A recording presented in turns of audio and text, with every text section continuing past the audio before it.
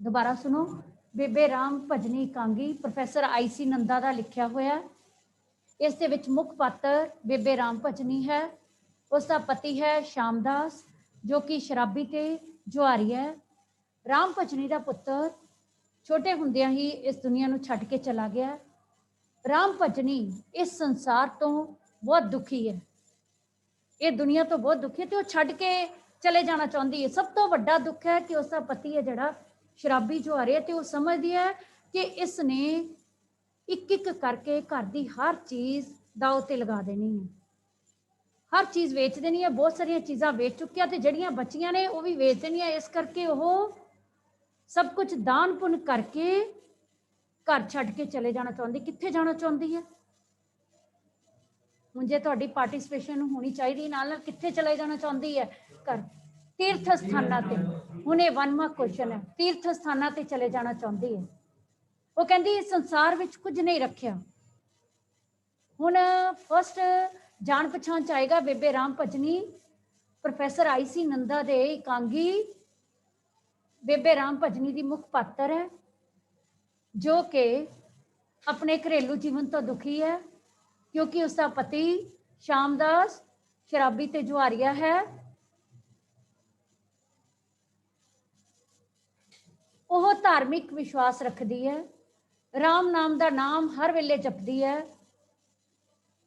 उसने घर विच ही पूजा का कमरा बनाया होया ते दूसरियां नूं भी, थर्ड पॉइंट आना, दूसरियां नूं भी वो पूजा करन दे लई, रब दा नाम लैण दे लई प्रेरदी है।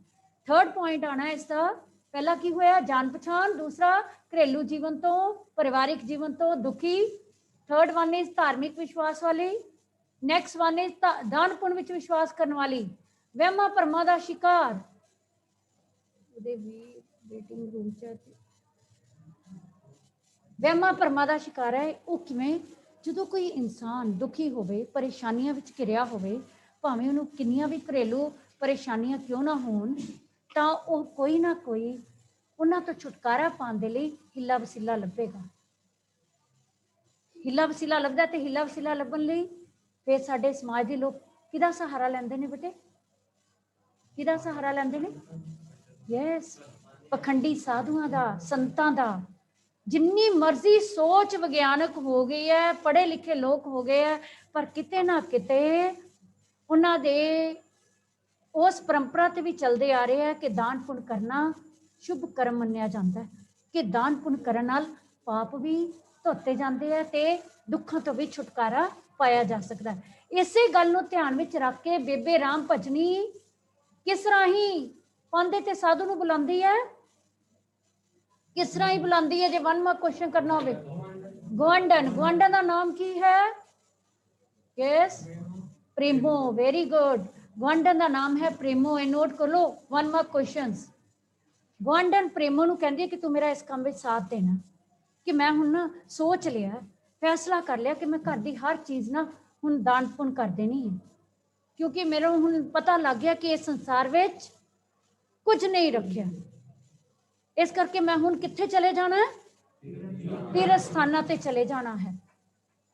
सो वो किन्नू बुलाया जाता? घर गुआंढन दे राही। सब तो पहला कौन एंटर करता? साधु। साधु नूं की कुछ दिता जाता है? दुशाला। दुशाला साधु दे मंगन ते दिता जाता है। ये 1वां क्वेश्चन है। उन्होंने चादर भेंट कर दी है, पर उस तो इनकारी हो जाता है। वो की कहता, मैनू की चाहिए?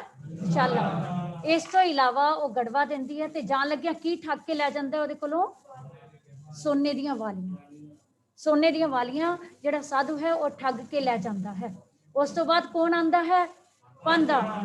पांदे नूं वो सब कुछ ही दान कर देंदी है।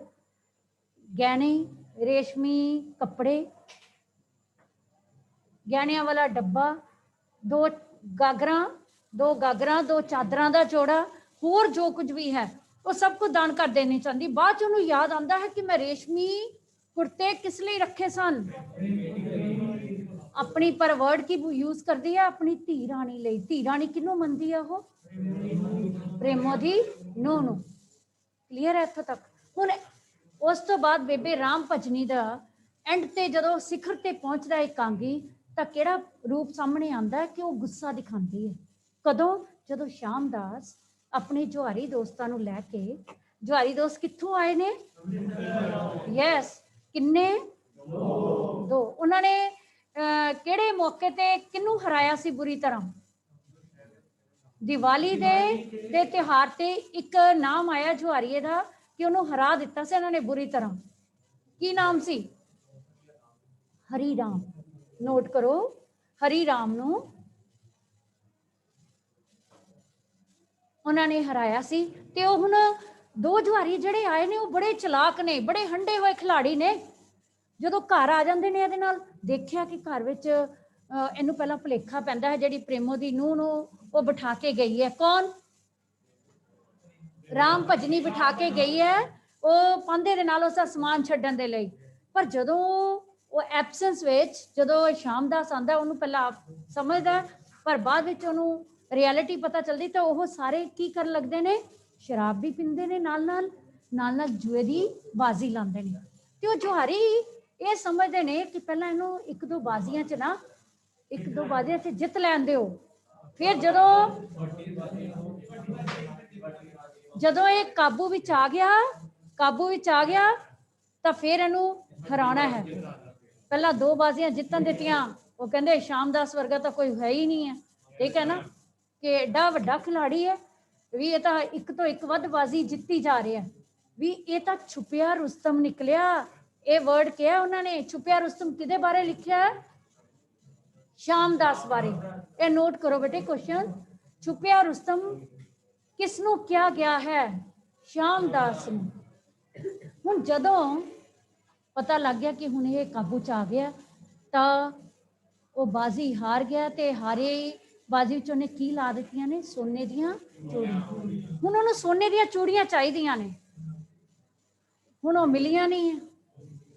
ਹੁਣ ਰਾਮ ਭਜਨੀ ਜਦੋਂ ਘਰ ਚ ਆਈ ਹੈ ਤੇ ਉਹ ਤੋਂ ਮੰਗ ਕਰਦਾ ਸੋਨੇ ਦੀਆਂ ਚੂੜੀਆਂ ਦੀਆਂ, ਤੇ ਫਿਰ ਅਸਲੀਅਤ ਸਾਹਮਣੇ ਆਉਂਦੀ ਹੈ। ਕੀ ਕਹਿੰਦੀ ਹੈ ਰਾਮ ਭਜਨੀ? ਕਿ ਉਹਨੇ ਤਾਂ ਸਭ ਕੁਝ ਦਾਨ ਕਰ ਦਿੱਤਾ। ਉਹਨੂੰ ਕੀ ਆਂਦਾ? ਜਿਵੇਂ ਇੱਥੇ ਆਇਆ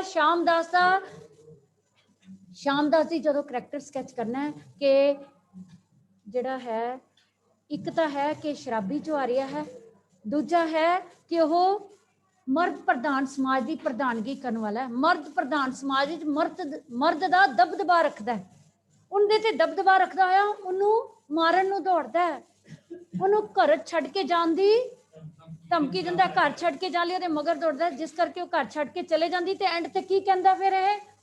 ਓਏ ਮੈਂ ਲੁੱਟਿਆ ਗਿਆ, ਓਏ ਹੁਣ ਮੈਂ ਕੀ ਕਰਾਂ?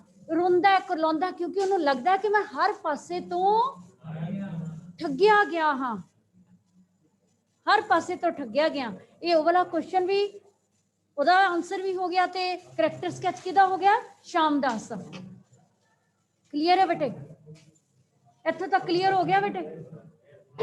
ਅੰਤ ਵਿੱਚ ਜਿਹੜੀ ਰਾਮ ਭਜਨੀ ਹੈ ਉਹ ਘਰ-ਬਾਰ ਛੱਡ ਕੇ ਤੀਰਥ ਸਥਾਨਾਂ ਤੇ ਚਲੇ ਜਾਂਦੀ ਹੈ, ਘਰ-ਬਾਰ ਛੱਡ ਜਾਂਦੀ। ਜਦੋਂ ਘਰ-ਬਾਰ ਛੱਡ ਜਾਂਦੀ ਹੈ ਤਾਂ ਸ਼ਾਮਦਾਸ ਆਪਣੇ ਆਪ ਨੂੰ ਲੁੱਟਿਆ ਹੋਇਆ, ਠੱਗਿਆ ਹੋਇਆ ਮਹਿਸੂਸ ਕਰਦਾ ਹੋਇਆ ਰੋਂਦਾ ਕੁਰਲਾਉਂਦਾ ਹੈ।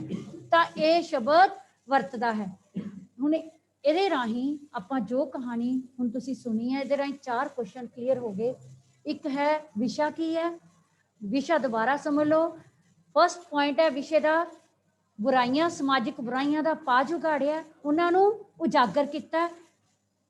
ਕਿਹਦੇ ਰਾਹੀਂ? ਸ਼ਾਮਦਾਸ ਦੇ ਕਿਰਦਾਰ ਰਾਹੀਂ, ਸ਼ਾਮਦਾਸ ਦੇ ਪਾਤਰ ਰਾਹੀਂ। ਕਿਉਂਕਿ ਇਸੇ ਕੰਗ ਵਿੱਚ ਸ਼ਾਮਦਾਸ ਹੈ ਜਿਹੜਾ ਜੂਏ ਅਤੇ ਸ਼ਰਾਬ ਦੀ ਆਦਤ ਦਾ ਸ਼ਿਕਾਰ ਹੋ ਕੇ ਘਰ-ਬਾਰ ਤਬਾਹ ਕਰ ਦਿੰਦਾ, ਔਰ ਦੋਨੋਂ ਪਾਤਰ ਹੀ ਮਾਨਸਿਕ ਸੰਤਾਪ ਭੋਗਦੇ ਹਨ। ਇਹ ਲਾਈਨ ਵੀ ਨੋਟ ਕਰੋ, ਸੰਤਾਪ ਮੀਨ ਦੁੱਖ ਭੋਗਦੇ ਹਨ।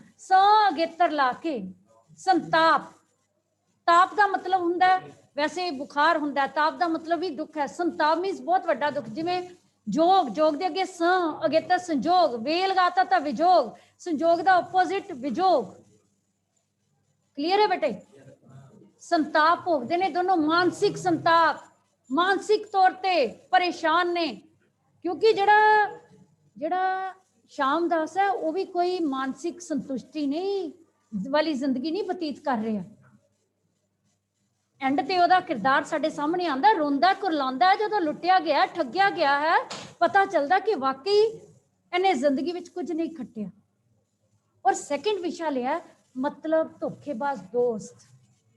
जिवें इस एकांगी विच देखते हाँ, इस एकांगी च की देखते हैं कि शाम दास दे दो जुआरीए दोस्त उन्होंने हौली हौली किद्दां मिठिया मिठिया गल्लां करके किद्दां उन्होंने ठगदे ने।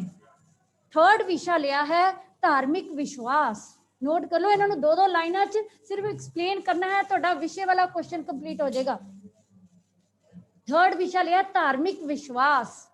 जिवें इस एकांगी विच देखते हैं कि साडे समाज दे लोग है जिहड़े परेशानियां विच घिरे होए दुखों तो छुटकारा पाने लई धार्मिक विश्वास भी रखते हैं। उस तो बाद आंदा है वहमां भरमां ते दान पुण्य विच, वहमां भरमां दे शिकार होके दान पुण्य विच करन विच विश्वास रखना। यस, एक पैरे च भी लिख के मेन पॉइंट नूं अंडरलाइन कर सकते हो और अलग अलग पैरे बना के उन्हां ते दो दो तीन तीन लाइनां च एक्सप्लेन कर सकते हो। धार्मिक विश्वास तो बाद आया वहम भरम करके दान पुण्य करना। साडे भारती समाज विच लोग वहमां भरमां दा शिकार हो जाते हैं। जिवें कि बेबे राम भजनी है वहमां भरमां विच पै के पखंडी साधुआं दे मगर लग के साधु ते पखंडी पांधे दे मगर लग के अपना सब कुछ लुटा लैंदी है। हुण आना है उद्देश। ये 5 पॉइंट्स ने जिन्होंने एक्सप्लेन करना है। और लास्ट पॉइंट एक होर भी है, मर्द प्रधान समाज का दबदबा कि जड़े साडा समाज है मर्द प्रधान समाज है। जिन्नी मर्जी विज्ञानक सोच होगी, जिन्ने मर्जी लोग पढ़े लिखे हो गए, पर फिर भी जड़े मर्द ने वो अपना समा आते हर एक ते रोह पाते हैं। जिवें कि इस एकांगी विच शाम दास है बुरियां आदतां दा आप है शिकार, पर जदों चूड़ियां की मंग करता तो किदे ते दबदबा करता है, राम भजनी ते। ये 6 पॉइंट्स नूं तुसीं एक्सप्लेन करके विशा है। हुण आपां गल करिए उद्देश। वो नोट करो, उद्देश लिखो बेटे। राम भजनी एकांगी दा उद्देश, उद्देश दे विच चाहिदा वर्ड आंदा है, ठीक है। राम भजनी एकांगी विच बेबे राम भजनी एकांगी दा उद्देश समाज विचलियां शराब जुए नशे वर्गियां बुराइयां दा नूं ठल पाउणा है, खत्म करना है, नत्थ पाउणा है, दूर करना है। और इस दे नाल ही समाज नूं पखंडी साधु संतां बाबियां तो छुटकारा पाउणा है।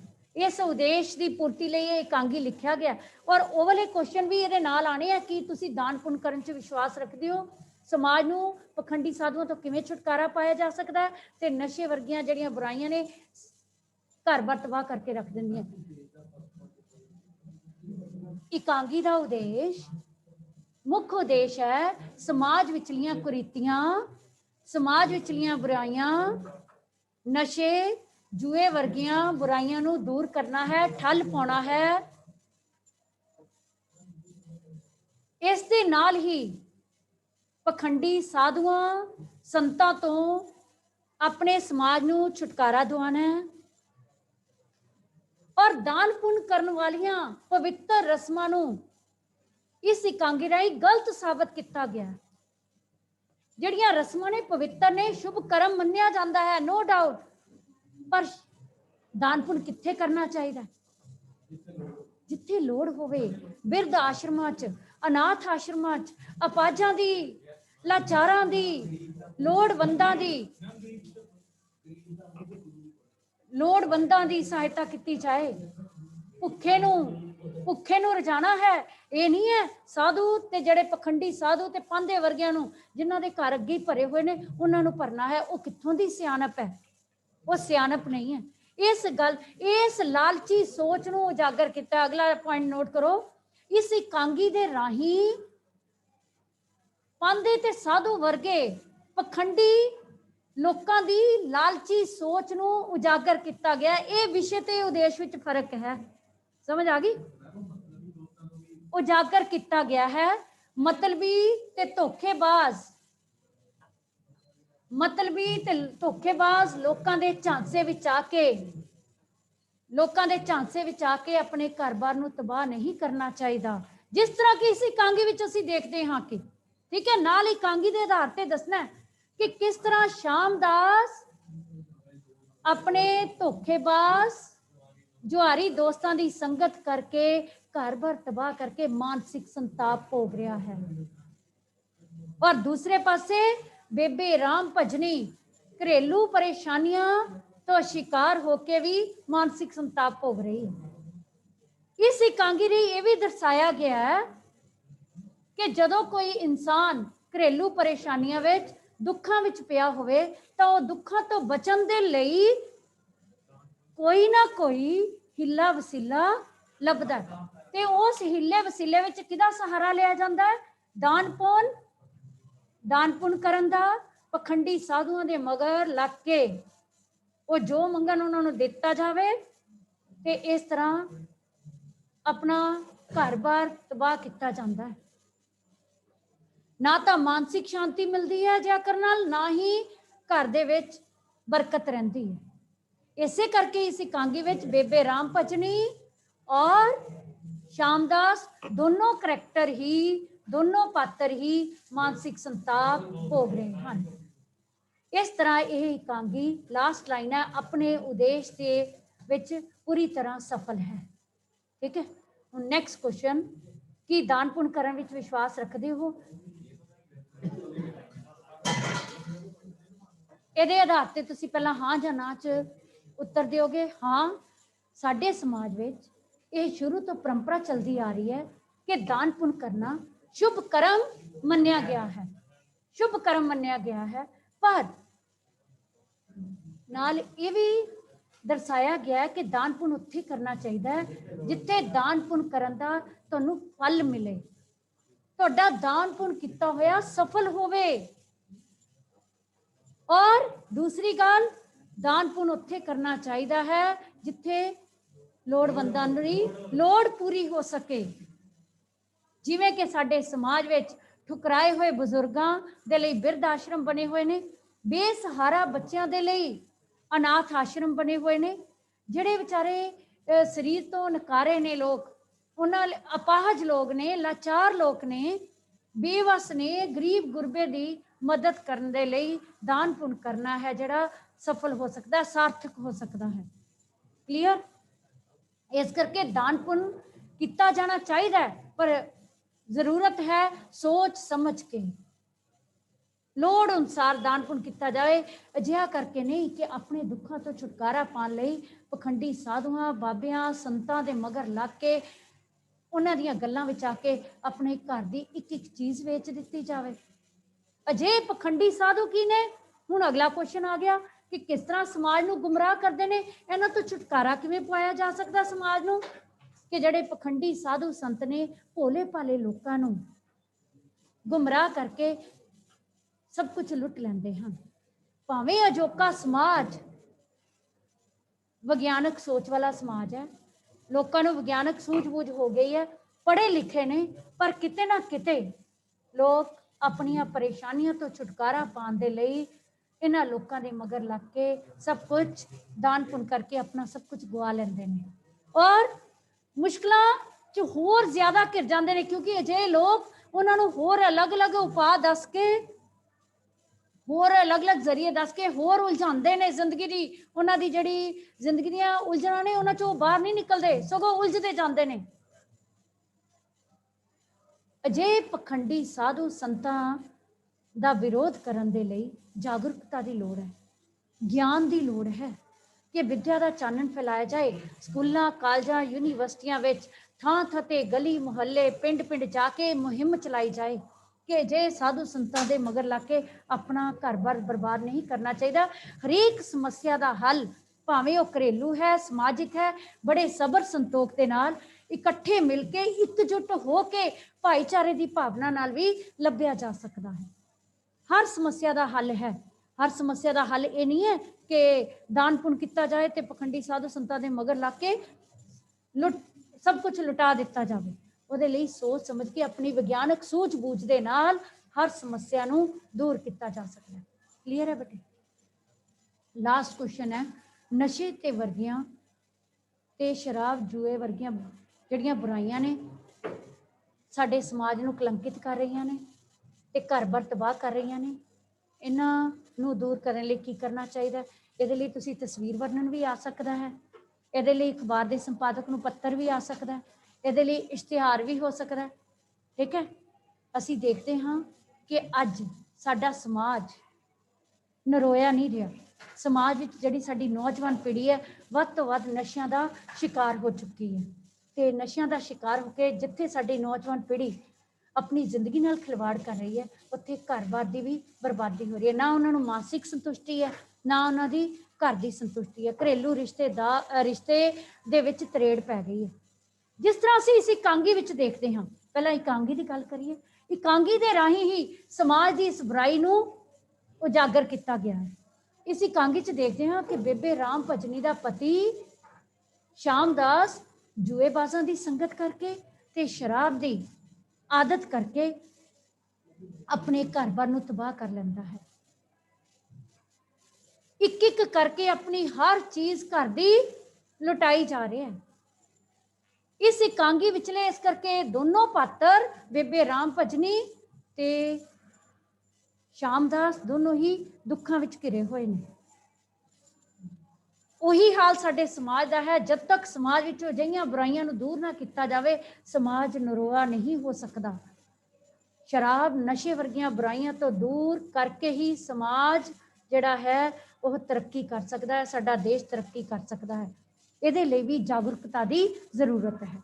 ਆਵਾਜ਼ ਬੁਲੰਦ ਕੀਤੀ ਜਾਏ ਕਿ ਨਸ਼ੇ ਜਿਹੜੇ ਨੇ, ਸ਼ਰਾਬ ਹੈ, ਜੂਏਬਾਜ਼ੀ ਹੈ, ਇਹ ਤਾਂ ਘਰ-ਬਾਰ ਨੂੰ ਤਬਾਹ ਕਰਕੇ ਰੱਖ ਦਿੰਦੇ ਨੇ। ਇਹਨਾਂ ਤੋਂ ਦੂਰ ਰਹਿਣ ਦੀ ਹੀ ਜ਼ਰੂਰਤ ਹੈ। ਕਲੀਅਰ ਹੈ ਬੇਟੇ? ਹੁਣ ਇਹਦੇ ਅਕੋਰਡਿੰਗ ਤੁਸੀਂ ਇੱਕ ਵਾਰੀ ਇਕਾਂਗੀ ਨੂੰ ਰੀਡ ਕਰ ਲੈਣਾ ਹੈ। ਸਾਰੇ 1 ਮਾਰਕ ਕੁਐਸਚਨਸ ਇੱਕ ਵਾਰੀ ਬਹੁ ਵਿਕਲਪੀ ਜਿਹੜੇ ਕੁਐਸਚਨਸ ਆਣੇ ਹਨ ਉਹਨਾਂ ਦੀ ਅਸਾਈਨਮੈਂਟ ਕਰ ਲੈਣਾ, ਮੈਂ ਤੁਹਾਨੂੰ ਸੈਂਡ ਕਰਾਂਗੀ। ਤੇ ਵੱਡੇ ਕੁਐਸਚਨ ਜਿਹੜੇ ਅੱਜ ਆਪਾਂ ਡਿਸਕਸ ਕੀਤੇ ਨੇ ਇੱਕ ਵਾਰੀ ਆਪ ਲਿਖ ਕੇ ਦੇਖ ਲੈਣਾ, ਤੁਹਾਡੀ ਪ੍ਰੈਕਟਿਸ ਹੋ ਜਾਏਗੀ। ਇਹਦੇ ਅਕੋਰਡਿੰਗ ਤੁਹਾਡਾ ਟੈਸਟ ਵੀ ਹੋਣਾ। ਠੀਕ ਹੈ ਜੀ?